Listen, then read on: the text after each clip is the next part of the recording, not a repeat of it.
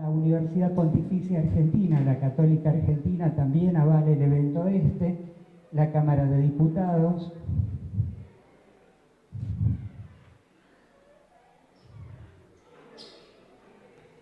Y otros actores que nos han estado dando una mano. El Ministerio de Salud de la Nación también, el Ministerio de Santa Fe, algunas entidades privadas, algunas comunas locales o municipios que nos han estado aportando algo como para poder llegar con todas las cosas para esto, algunos diputados, senadores, IAPOS también, que es la Obra Social Provincial, y ATE, que imprimió todo lo que son los borradores de la declaración de Mar del Plata, para que trabajemos después entre todos nosotros. Ahí está la comunicación de la Organización Panamericana de la Salud, donde le contestamos con mucha altura, pero también en los mismos términos que ellos nos contestaron, porque para participar de esto supervisan absolutamente todo, mandan los disertantes que ellos quieren, proponen o bajan a otros disertantes, y los comunicados no pueden salir si no están de acuerdo con los de ellos, pero no los auspician ni tampoco aportan con dinero. Esa es la Organización Panamericana de la Salud que tenemos. Una breve reseña histórica. Neuquén, obviamente, en nuestro país ha sido, digamos, los patriarcas de toda la medicina rural. Desde el 2003, la Confederación Iberoamericana de Medicina Familiar está trabajando en el tema de la ruralidad, y nosotros nos hemos ido integrando más o menos desde el 2010. En 2011 hicimos un foro, el primero que se hizo en Latinoamérica, que sacó una declaración que nos costó mucho consensuar, vinculada a la situación latinoamericana con respecto a la salud, que hay unos pocos ejemplares que nos han quedado por si a alguno les interesa, igual están en la página. En el 2015, en la de Montevideo, se empezó a trabajar algunos pilares que deberían ser los puntales de toda la formación de la ruralidad, que obviamente todos conocen que está en crisis y que hace agua en todo el mundo. En el 2017, bueno, ahora nos encontramos con que la mayoría de las muertes son por problemas medioambientales. Esto dicho por la Organización Mundial de la Salud. Entonces tenemos un montón de declaraciones en consonancia con esto. La del ODI, que tiene que ver con salud ocupacional, de la de CAIRS, que es un sitio de Australia donde se juntaron médicos rurales del mundo, que tiene que ver alrededor del acceso y la asistencia, la de la Asociación Médica Mundial, la de Montevideo, la de Euripa, una serie de cuestiones que estamos tratando de visibilizar este problema que realmente nos atraviesa y que es bastante complejo. A nivel mundial, hace poquito el Papa Francisco, en la encíclica Laudato Si, hace todo un énfasis con respecto a cuidar la casa en que vivimos, porque no hay una casa de repuesto. Él se refiere al mundo en que estamos viviendo, ¿no? O sea, ya directamente hasta el Vaticano se está involucrando en todo esto porque es re importante.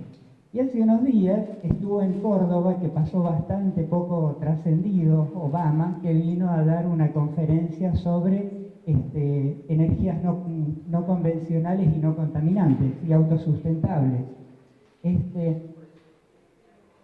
Bueno, como realidad tenemos que incrementan las enfermedades laborales e infecciosas, hay una serie de enfermedades parasitarias infecciosas que vuelven a aparecer como prevalentes en el imaginario mundial.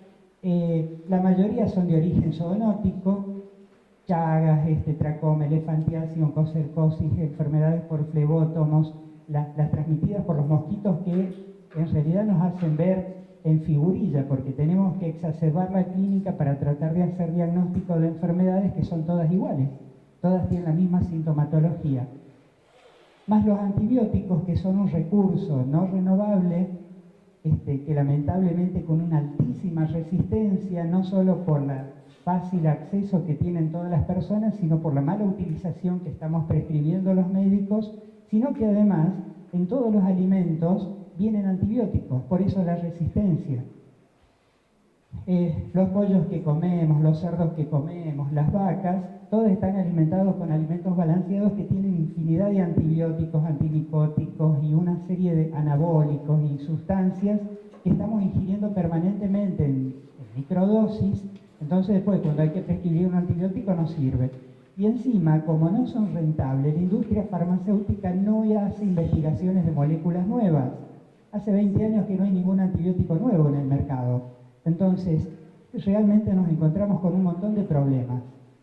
Más la pandemia silenciosa, que tiene que ver las crónicas no transmisibles, como la obesidad y un sinnúmero de productos prohibidos que aparecen justamente a lo largo de esto. Vamos a estar comentando que en muchos estudios empiezan a aparecer órganos clorados que están prohibidos hace 30 años en la leche que tomamos, en la leche que las madres amamantan, y ni hablar de un montón de otros alimentos que comemos a diario.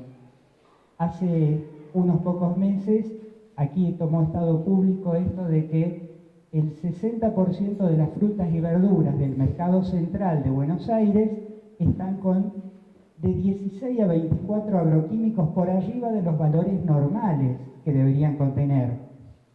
Y es la fruta y la verdura que estamos consumiendo todos, o sea que el problema no es solamente de la ruralidad.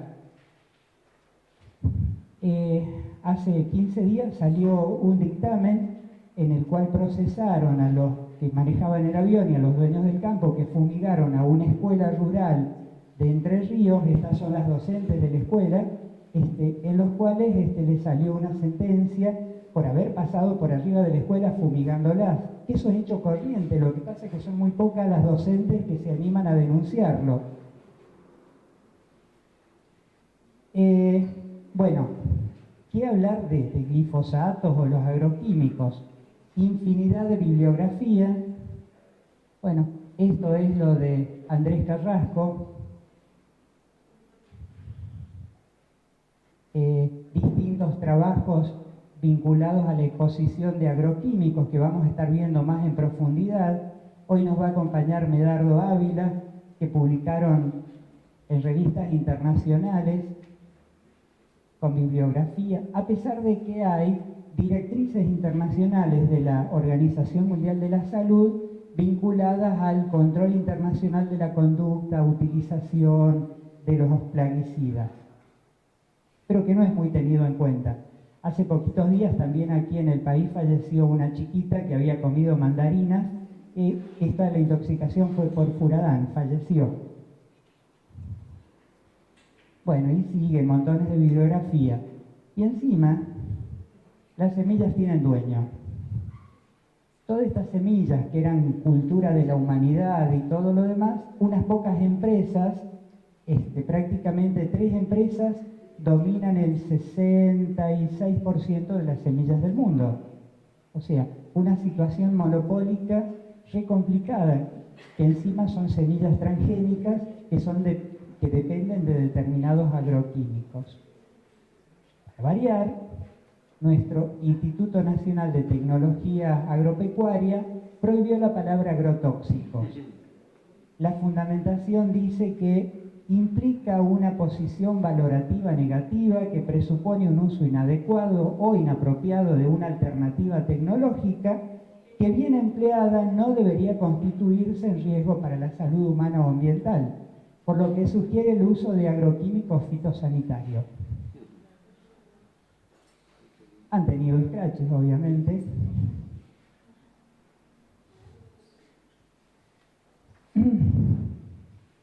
Y encima tenemos que renegar con el vocabulario. Esto es una publicación que salió en un diario, un suplemento agropecuario de un diario de Santa Fe, donde dice: la innovación comienza con la disrupción. Para nosotros disrupción es una mala palabra. Los disruptores endocrinos, que son todos los agroquímicos, que son los que generan todas las malformaciones, hipotiroidismo, enfermedades neurodegenerativas, cáncer, todas estas cuestiones tienen que ver con la disrupción. Ahora resulta que disrupción es una buena palabra, porque se la utiliza para las tecnologías que van a transformar la agricultura, que son la impresión en 3D, los robots, los drones, los sensores, la realidad aumentada. O sea, todo un montón de otras cosas que expulsan las poblaciones de los pueblos para utilizar solamente tecnologías de ese tipo. Entonces se empiezan a apropiar de las palabras, las utilizan con una forma más benigna, entonces nosotros tenemos que entrar a salir a buscar otras palabras que digan todo esto. Lo invitamos a Germán Corey de la Organización Panamericana de la Salud. En un libro del doctor Jorge Lemus, que se llama La epidemiología de la salud ambiental, él dice que la ocurrencia del cáncer se atribuye al ambiente una participación casual proporcionalmente importante entre el 60 y el 90%. Entonces llegamos a los sitios rurales. Las condiciones de la ruralidad obviamente son difíciles, porque la telefonía, el internet no anda, los bancos no están, no tenemos las comodidades ni las cosas adecuadas para nuestros hijos con respecto a las escuelas, los niveles educativos, el ocio, la gastronomía, todo eso nada que ver con lo que tiene la ciudad, y faltan médicos.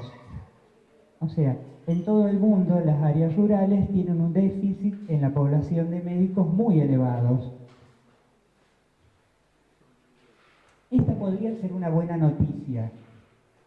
Nos llevó 8 años renegar con la Cámara Legislativa en Santa Fe para aprobar una ley para el equipo profesional de los profesionales que trabajan en el ámbito rural.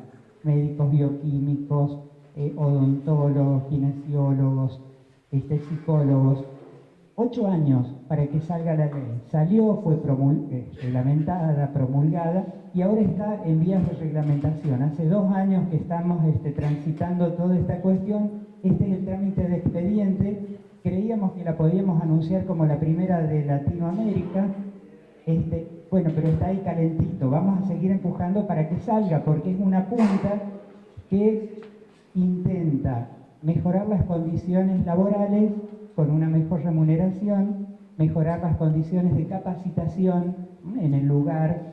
Hoy en día con internet, con un montón de cosas se puede hacer y con pasantías en hospitales, y lograr la carrera hospitalaria. La carrera hospitalaria es muy importante para aquellos que accedan a lugares muy hostiles, muy insalubres, por lo menos al cabo de 10 años puedan acceder a un lugar más central.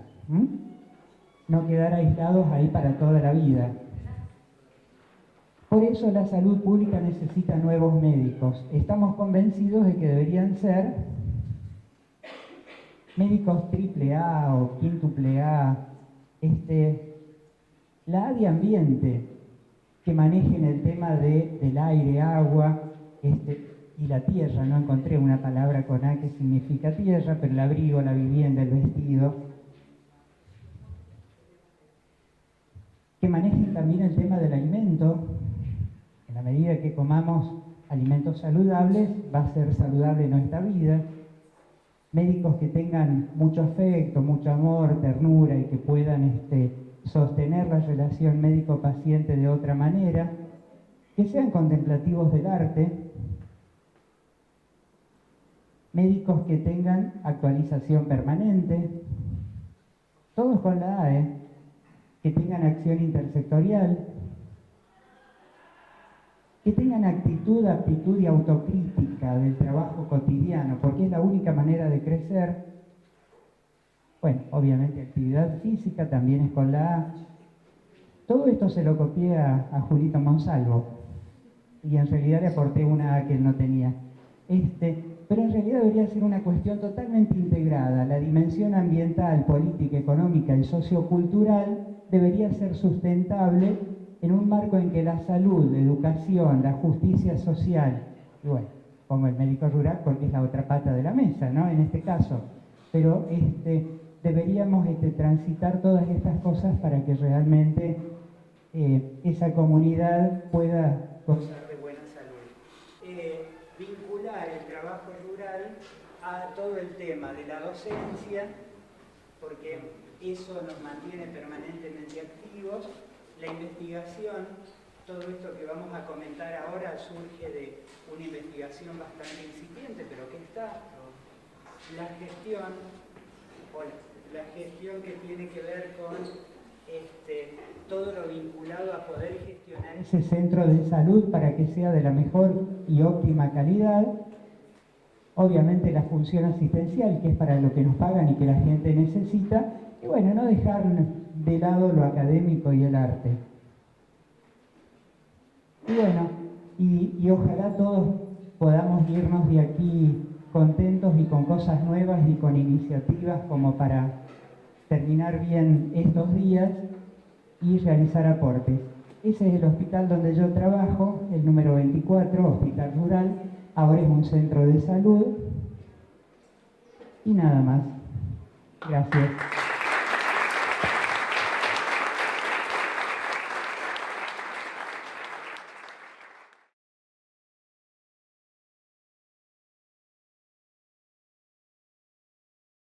Desde aquí, desde esta esquina, al otro lado del charco, con 80 incendios activos en Galicia y con la presencia del huracán Ofelia, de sus restos, fuerza 2, fuerza 3, que viene desde el Caribe, y luego pues, dicen algunos que lo del cambio climático no existe. Pues bueno, gracias Arturo.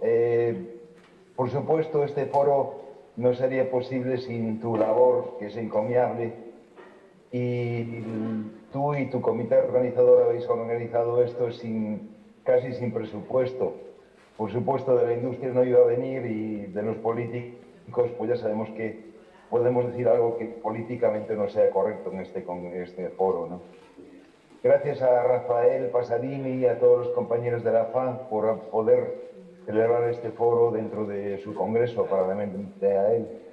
A los compañeros de la mesa que estarán ahí, a Dora en especial, luchadora infatigable en pro de la salud rural, junto conmigo, con el resto de los compañeros que formamos el núcleo del grupo. Gracias a todos los asistentes, a los técnicos, sobre todo a Guido, que está allá en Santa Fe, y también en especial al Comité Asesor Internacional, que en su mayoría han sido los autores de esta declaración de la que vamos a introducir un poco. La declaración en sí tiene tres partes. Por una parte, el manifiesto, y al cual añadiremos, porque quizá es un poco larga y a veces difícil o farragosa, añadiremos unas resoluciones que resumen lo que es el manifiesto, a continuación del manifiesto, como unos resuelves, una idea de Dora que está ahí en la mesa que me parece genial. Luego tiene unas bases para la evidencia, en lo que nos basamos para el manifiesto, lo que declaramos, y al final la bibliografía recomendada, que es de donde son sacados las bases para la evidencia. En esta ocasión es la octava versión, bueno, nos llegará a la novena versión. Los que están en el foro creo que es la séptima versión. En Uruguay recuerdo que fueron 11 versiones. A ver si para Chile, para el próximo foro, digamos, con la séptima versión y no la novena, y a la séptima será la vencida.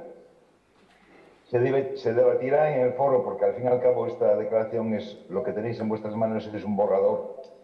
Las conclusiones y las adhesiones al final de los que estáis ahí presentes, y se elevará luego a definitiva con la aportación de las asociaciones que están ausentes y que por falta de presupuesto y que cada uno pues, está en un rincón del mundo, un rincón del continente, no pueden asistir. La primera conclusión que yo saco de la declaración y de esta temática que estamos tratando es que estamos en la región más desigual del mundo. Esto no es gratuito, realmente es la región más desigual del mundo. Encontramos pues en el Caribe las islas donde están los millonarios y luego un país como Haití destrozado, de los más pobres del mundo.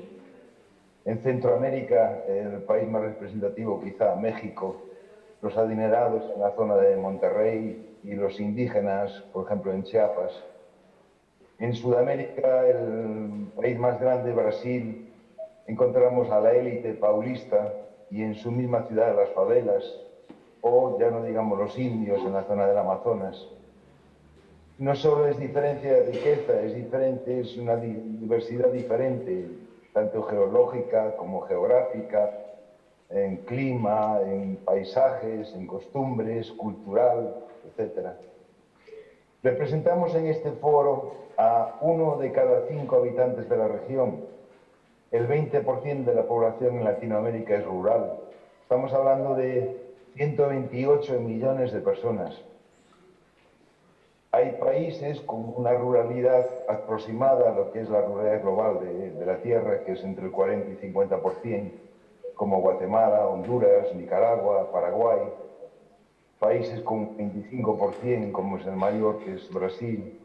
Países con un 10% solamente, como es el caso de Argentina, con un 8%, Chile con un 10%, Venezuela con un 11%, estoy hablando de memoria. Y países con poca ruralidad, sin embargo, con una ruralidad importante, como es el caso de Uruguay, en donde solamente el 5% de la población, según cifras rural.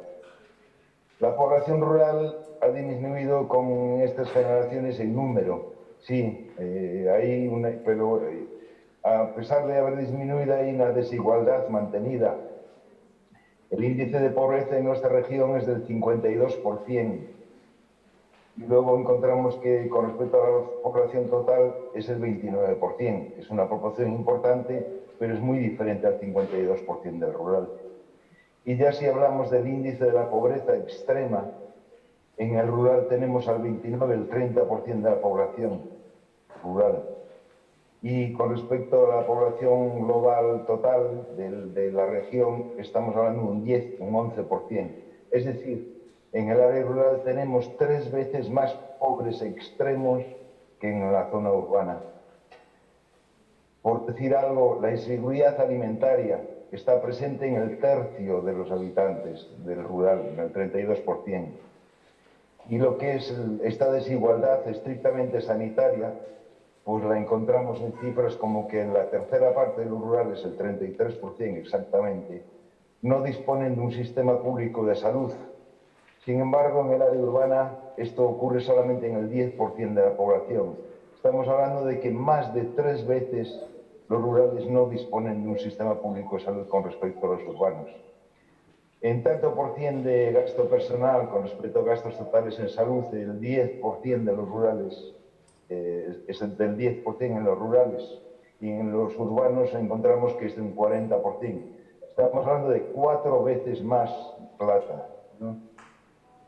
El 24%, la cuarta parte de la comunidad, no está cubierta en salud porque no tiene profesionales sanitarios en el rural, la cuarta parte.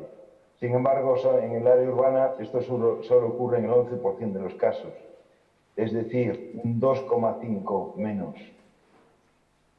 Y en lo cual, por ejemplo, en el indicador sanitario más utilizado, que es en mortalidad materno-infantil, en el rural, en nuestra región, tenemos un índice del 16%, que es el doble de mortalidad del que ocurre en el urbano, que es del 8%. La comunidad rural ha disminuido, sí, pero tenemos también una visión pesimista, sí, por la pobreza. Pero como humanos es lógico una búsqueda de la prosperidad, es emigrar hacia la ciudad, hacia la gran ciudad, normalmente limitándonos a la estancia en la periferia, donde han prometido, pues a veces no es tal el que esperábamos. Con los indígenas ocurre igual, a las periferias quizá de las ciudades, y si se quedan en el campo, se dedican simplemente a la agricultura normalmente de subsistencia, pese a muchas iniciativas que hay en muchos países para intentar que el indígena esté a cargo de una mediana, por lo menos, explotación. Pero bueno, los cálculos para el 2050, dentro de 33 años, dentro de una generación prácticamente, dicen que harían falta 3 planetas para proporcionar los recursos necesarios para mantener los modos de vida actuales. Ahí está nuestro desafío, la oportunidad para el futuro. En la primera declaración hablábamos de la extinción de la salud rural, pero no debe ser así. Debemos intentar adaptarnos, forzar la adaptación del rural, basándonos, pues, por ejemplo, en la resiliencia que tanto se habla del rural, ¿no? Nuestro entorno, nuestra salud como rurales, pues somos un todo, sufre agresiones. La declaración, en nuestras bases para la evidencia, tiene 4 partes. Esas agresiones generales, la parte general, y luego las específicas, refiriéndonos al aire, a la tierra y al agua, que son las 3 mesas principales del foro. El 23% de las muertes globales en el mundo están en relación con factores ambientales, la 4ª parte de las muertes. Estamos hablando de 12,6 millones de muertes al año. Por simple contaminación del aire mueren 9 millones de personas. Desgraciadamente, el 95% en países de vías o de mediano desarrollo. Por simple contaminación del aire, en Latinoamérica mueren 35.000 personas al año. Estamos hablando de 276.000 años de vida perdidos. La contaminación del aire es causa del 36% de las muertes por cáncer de pulmón, del 34% de las muertes por accidente cerebrovascular y de la 4ª parte, del 25% de las muertes por enfermedades cardíacas. En emisiones de CO2, por ejemplo, han aumentado un 50% en el mundo desde 1990. Esto es solo uno de los factores que comprende la problemática del aire. Hay más y los discutiréis ahí. Y luego tenemos la tierra, y luego tenemos el agua. En la declaración hay evidencias, hay conclusiones, es muy larga, por cierto, y tendremos más oportunidades en el aforo. Pero bueno, mis 15 minutos están terminando y, como decía un poeta nuestro, Baltasar Gracián, hace 450 años, lo bueno, si breve, 2 veces bueno. Termino allá como termina nuestra declaración. Vamos a cogerla. Trascendiendo de la comunidad tan influenciada por lo social, se encuentra nuestra madre tierra y constituye un deber y un derecho nuestra implicación en la promoción de sus cuidados, considerándola como nuestra gran paciente. Con ello, aseguraremos mejor el bienestar y la salud de toda la pirámide ascendente, el entorno, lo social, lo comunitario, lo familiar, lo individual, no solo para el presente, sino para las generaciones futuras. Gracias, y en este foro, ya digo, desde Galicia, con la presencia del huracán Ofelia, procedente del Caribe, sí puedo decir que me siento como si estuviera en mi casa. Gracias a todos.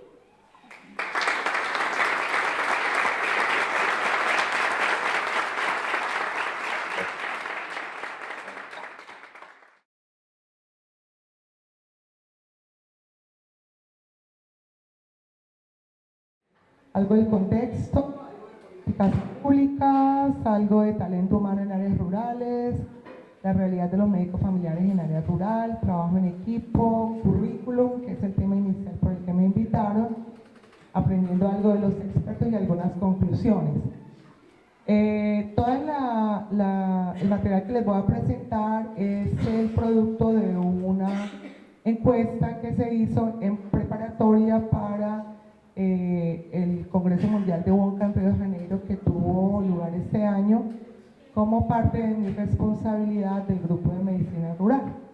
La Confederación Iberoamericana de Medicina Familiar reúne 20 países, las asociaciones de 20 países, y esta encuesta les fue enviada a cada país, a cada presidente de la asociación, y recibimos respuesta de 17 países, y también tuvimos la colaboración de Arturo como representante del Grupo de Médicos Rurales de Santa Fe y de Carlos Becerra del Grupo de Médicos Generales de Chile. La primera pregunta que les traje es esta: ¿qué porcentaje de la población de su país es rural? Y bueno, ya José Manuel nos mostró un poco el panorama, básicamente entre el 10 y el 30% de los países tiene hay entre 10 y 30% de zona rural en los diferentes países. Ya José Manuel hizo alusión a los que menos tienen, entre ellos Uruguay, y a los que más tienen, que son los países más pobres de la zona andina, que son Paraguay y Nicaragua en Centroamérica. Arturo me pidió que hiciera un paralelo entre estas cifras y lo que hicimos para el año 2011 en Santa Fe. Si ustedes comparan, pues realmente no hay, digamos, mayor diferencia. En realidad estamos más o menos con las mismas cifras, algunos aumentando, otros disminuyendo. ¿Qué tipo de servicios de salud tiene la población rural en su país? Ustedes pueden ver allí, hay algunos porcentajes interesantes que tienen equipos de salud, pero la mayoría tienen, digamos, profesionales de la salud aislados. Muchos tienen médicos rurales, porque van a hacer el año de práctica antes de poder acceder a alguna especialidad, y los demás, la otra gran mayoría, son médicos generales trabajando en áreas rurales. Vamos a ver más adelante qué clase de capacitación tienen esos médicos rurales para trabajar en la ruralidad.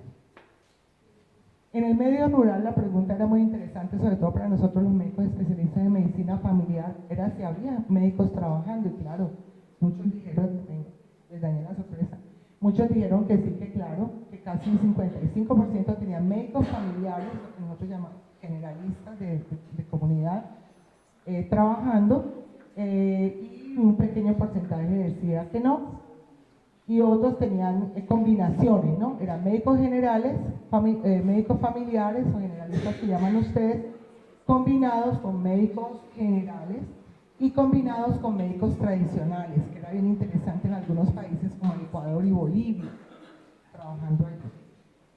Pero, ¿quiénes eran los que tenían médicos trabajando en medicina rural? Costa Rica, Ecuador, Argentina, Uruguay, Panamá, Nicaragua, Brasil. De esos médicos familiares, ¿qué porcentaje están trabajando allí? Y resulta que es menos del 10% de los médicos que trabajan en zona rural son médicos especialistas en medicina familiar o medicina generalista familiar, como ustedes los denominan por estas latitudes. Un pequeño porcentaje más interesante, entre el 10 y el 30, tenían médicos generales familiares trabajando allí. Si lo comparamos con la investigación que se hizo para el año 2011 para presentarla en Santa Fe en el foro de ese año, pues vemos que es más o menos lo mismo. No hemos avanzado mucho. Ya han pasado 6 años y la situación sigue como algo nos está pasando. Esos médicos familiares que trabajan en área rural, trabajan en equipos estables, pues una gran proporción, dijeron sí, y la otra mitad entre no, entre transitoriamente, entre les hacen algunos contratos que no son muy duraderos, etc. ¿Cuáles son los países que le generan o le proporcionan estabilidad a los médicos familiares en equipos de salud? Estos: Costa Rica, Ecuador, Uruguay, Panamá, El Salvador, Brasil y Cuba. ¿Existen políticas públicas específicas para la prestación de servicios de salud en área rural?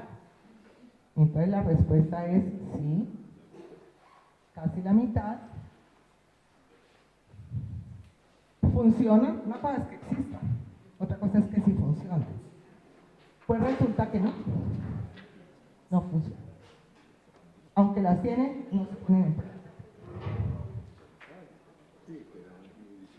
¿Considera que los servicios de salud para el área rural en su país son suficientes? Todo el mundo contestó que no. ¿Cuáles eran las causas? Entonces hay una larga lista de causas y yo les quise traer algunas. Falta de voluntad política para destinar recursos, la principal, la vivimos todos. Falta de planificación, de gestión, de administración, toda la parte de rectoría de parte de los gobiernos. Falta de inversión, falta de política de desarrollo de capital humano, toda la parte de educación está crítica en ese sentido. Desviación de los recursos, lo vivimos todos los países. compromiso de las autoridades para involucrar la medicina familiar, desconocimiento de las necesidades de la población rural. Y este tema de falta de incentivo económico es muy llamativo para trabajar en áreas rurales. Lo mismo la falta de motivación a los médicos jóvenes, probablemente relacionado con la falta de incentivos también. Y cuando hablamos de incentivos, no solamente hablamos de incentivos económicos, de estabilidad laboral, sino de incentivos para poder seguir, para capacitarse mejor. Limitaciones individuales, familiares y sociales que no motivan el trabajo en área rural, porque las personas que trabajan en área rural se convierten en hombres rurales o mujeres rurales. Se instalan en área rural y prácticamente toda la vida la tienen que compartir con su comunidad y digamos que en ese sentido se vuelve un tanto complejo el desarrollar habilidades y trabajo como médico y también como miembro de familia, se cruzan. Falta de capacitación para eventos en área rural y en el foro de Montevideo, tal vez donde hablamos sobre la atención de urgencias, de emergencias, o fue en Santa Fe, fue en Montevideo, ¿no? Donde se trabajó este tema. ¿Qué hacer con las emergencias en área rural? Y eso se trabajó bastante.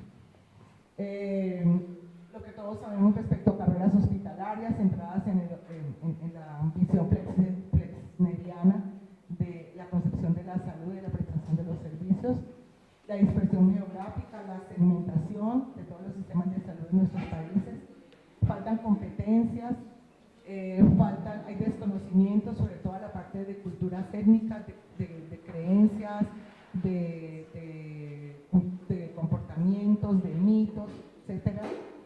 Recursos humanos insuficientes que no permiten conformar los equipos de salud, pues la falta de infraestructura. Y una cosa de la cual se han aprovechado los gobiernos y es que como las comunidades rurales son minoritarias, pues entonces son menos demandantes y tienen menos capacidad de acceder, digamos, a las instancias de toma de las decisiones. Entonces les preguntamos, bueno, ¿cómo piensan ustedes que se puede cambiar esa realidad?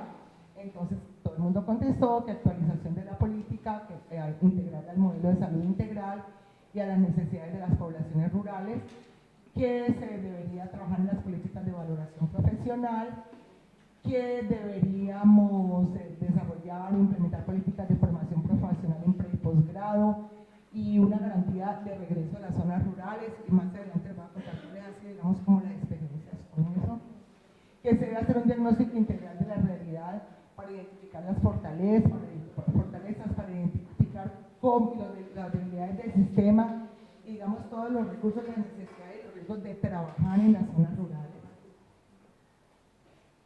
Asignación de presupuestos y de recursos de todo tipo, recursos económicos, de talento humano, de infraestructura, de equipamiento, de medicamentos, de transporte, que privilegien el primer nivel de atención en las zonas rurales, que serán muy variables dependiendo incluso de los mismos países, de las mismas regiones, etcétera, diferentes las necesidades de personas que viven en áreas rurales cercanas a los mares o en las montañas o en el Ken o en Bolivia o en el Cusco, etcétera, y la responsabilidad compartida.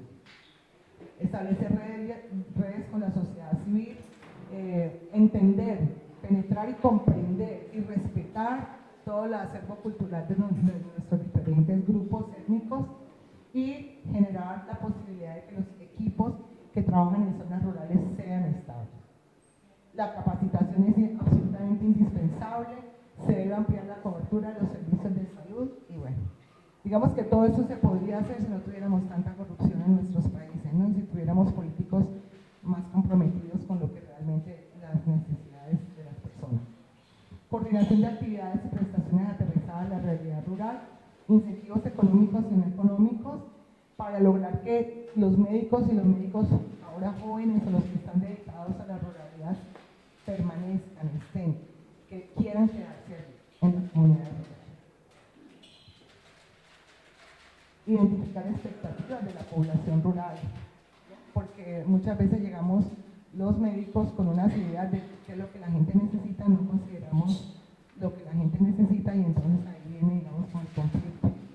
y las políticas de soporte, fortalecimiento y apoyo del talento humano en los servicios de atención rural. Los médicos familiares deben ser especialistas en el medio rural con incentivos adecuados y garantizar su bienestar. Debe haber mejor accesibilidad de los servicios de salud y los determinantes sociales, y este ya es un tema pues político, digamos que directamente no tendríamos mayor injerencia, pero nosotros sí podemos trabajar con las personas para que exijan sus derechos, los conozcan y los exijan. Siguiente pregunta, ¿en su país hay contenidos curriculares? Entonces ya dijimos, bueno, ya sabemos que hay poquitos médicos, que tras de que hay poquito no hay infraestructura, que los políticos no están interesados. Entonces queríamos saber si estábamos enseñando, teníamos contenidos para que las personas se puedan desempeñar en el área rural. Y eso fue lo que nos contestaron. Nada nuevo, no hay. Hay un pequeño porcentaje que dijo que sí. Lo tenía por aquí escrito para no explicar.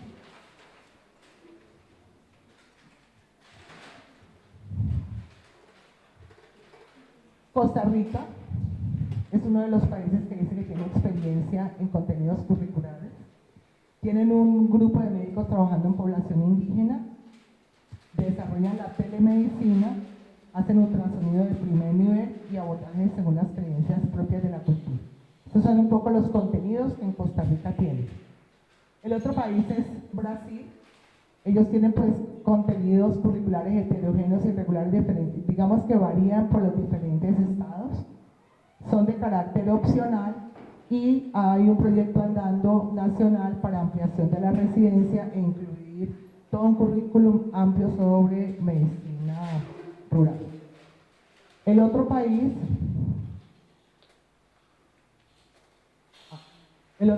es Panamá. Muy pocas universidades dan algunos temas. México, pocos contenidos. Estos son los que dan, ¿no? Porque los demás no, ni una gota. Hablan un poco sobre medicina tradicional, que parasitosis, que picaduras por algunos animales, insectos, etcétera. Y digamos que eso es lo que ellos consideran que son contenidos para trabajar en medicina rural. Y en el Ecuador, los contenidos no son explícitos. Hay competencias de pregrado relevantes en problemas prevalentes. O sea, no hay un currículo en ningún país que permita que los médicos que se van a trabajar en zonas rurales tengan capacidades, digamos, académicas bien establecidas. En Uruguay hay posgrados y residentes. Aquí tenemos a nuestra invitada, mi querida amiga Marcela, nos va a contar la experiencia de lo que ellos están haciendo, una experiencia muy interesante de lo que están haciendo en Uruguay, mismo que no les voy a adelantar nada. En Nicaragua los contenidos están incluidos como parte del currículo de medicina general, o sea, no hay para una especialidad como tal, o no hay, digamos, para los médicos familiares la posibilidad de tenerlos de manera independiente. En Colombia nosotros tenemos contenidos en una experiencia muy interesante que estamos adelantando como parte de un modelo nacional de integración en el área de salud en una zona indígena en la selva amazónica en el Guainía. La siguiente pregunta era que si esos contenidos curriculares de los que cada país pues contó su pedacito eran suficientes, y bueno, la respuesta pues era de cerrarse. Y nos llamó la atención la respuesta de que sí eran suficientes para México y Ecuador. Probablemente la política sí, probablemente. Hay formación en medicina rural independiente de la especialización de medicina familiar y comunitaria, y esa es una pregunta interesante porque hay en algunos otros países hay universidades enteras para formar médicos especialistas en medicina rural. Entonces, en nuestros países no hay. Estoy hablando de Australia, Sudáfrica, que son los expertos. ¿Considera importante que en su país haya formación de medicina rural y remota? Entonces, todos contestaron que sí.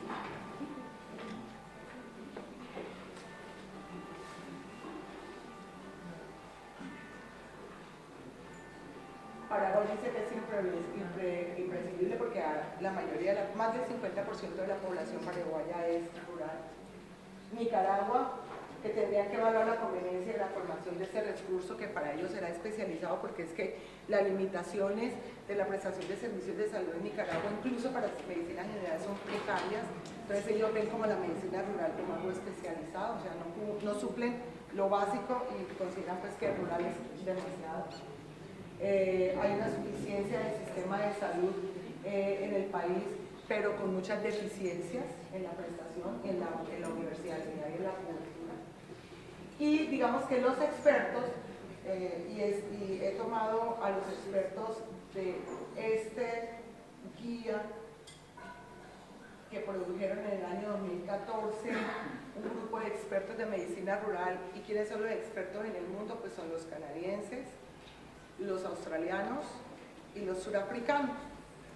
Por supuesto que algunas cosas que vamos a ver aquí, pues de pronto no son muy aplicables para nuestras regiones, pero bueno, si ellos son los expertos, creo que de ellos deberíamos tomar cosas. Un modelo educativo entonces en medicina rural debe tener en cuenta el concepto de salud, y cada país tendrá un concepto de salud probablemente diferente. Los modos de producción, que también varían, no es lo mismo los modos de producción en Neuquén que en mi país, en zona cafetera, por ejemplo, y las circunstancias políticas y socioeconómicas. Por lo tanto, los modelos de salud tendrán que tener en cuenta todos esos temas. El sistema educativo tendrá que ajustarse a las necesidades de cada región, de cada país, de cada localidad. Debe haber un propósito siempre docente e investigativo que esté generando nuevos conocimientos y nuevas posibilidades de desarrollar todos los procesos, digamos, de la prestación del servicio con base en las necesidades locales. Deben desarrollarse metodologías de aprendizaje significativo. O sea, yo aprendo, pero que ese aprendizaje me pueda explicar el deber ser y el qué hacer en mi localidad. Los recursos humanos son el componente esencial de todos los sistemas de salud, entonces nosotros sí consideramos, y los expertos consideran, que hay que cualificar muy bien el talento humano. Los currículum, que deben permitir desarrollar capacidades intelectuales y destrezas, no tenemos duda en esto. Se deben desarrollar herramientas para actuar según la problemática social, y los conocimientos deben ser científicos, epidemiológicos, debe haber herramientas manuales y tecnologías apropiadas para cada situación en particular. La Organización Mundial de la Salud y la OPS propone redefinir la formación de los médicos en cada región, digamos que en eso se está trabajando, y ellos están apoyando iniciativas de este tipo. Con educación basada en la comunidad y con orientación generalista, y esto un poco pues recoge todas las propuestas y los postulados de Alma Ata, que entre otras cosas que estamos cumpliendo 40 años del enunciado de Alma Ata. Enfoque en la atención primaria, desarrollo de sólidas competencias técnicas y sociales, favorecer el pensamiento interdisciplinario, el comportamiento ético. Y aquí en el tema ético, pues entonces se está dando un gran énfasis ahora a todo el tema de profesionalismo, de autonomía profesional. Los sistemas de salud basados en la atención primaria y la salud deben fundamentarse en equipos de salud competentes, suficientes para garantizar la cobertura, planificados según las necesidades de la población, capacitados con capacitación continua y continuada para que puedan asumir todas las dificultades que se pueden presentar diariamente en el quehacer, con perfil y competencias adecuadas, con políticas y mecanismos que garanticen condiciones adecuadas de trabajo y desempeño para que la gente se quede en la zona rural. ¿Cuáles son los desafíos entonces? Adecuar las políticas según los cambios en los sistemas de salud, capacitar, ampliar la capacidad institucional para poder poner en práctica y estarla revisando periódicamente. Poner a las personas adecuadas con las habilidades adecuadas en los sitios adecuados. Regular el desplazamiento y las migraciones del talento humano. Que no pase por lo que pasa en Chile. Nuestros amigos chilenos llegaron, ¿no? Hola. Lo que pasa con nuestros amigos chilenos que se van al área rural, ¿cierto? Con un compromiso de un contrato, pero es para poder regresarse, es como un cumplido, un chequeado para poder regresarse a acceder a una especialidad, digamos, es como... Más rentable e individualista. Exactamente. Entonces, no, la idea es que nosotros tengamos médicos que que les guste quedarse en el área rural, porque es que nuestras zonas rurales, ya nos lo decía Arturo, ya nos lo decía José Manuel, lo vamos a ver durante todos estos días de las discusiones, realmente necesitan gente cualificada, capacitada y enamorada de estar ahí. Evitar programas de desarrollo que no reconocen la diferencia fundamental de los patrones de práctica de la medicina rural, que es lo que realmente pasa en este momento en la mayoría de nuestros países. La educación en la medicina rural se debe dedicar al cultivo permanente de habilidades, competencias, comportamientos y valores críticos. Y como decía José Manuel, de pronto muchas de las cosas que resulten aquí, pues a lo mejor son políticamente incorrectas, pero que tenemos que trabajar en ellas. Establecer el contrato social entre la población, los médicos, el equipo de salud, los funcionarios y los administradores. Tenemos que sumar. Los profesionales que están entrenados en ambiente rural tienen más posibilidad de quedarse, y esa es una experiencia muy interesante que nos va a mostrar, por ejemplo, ya Marcela.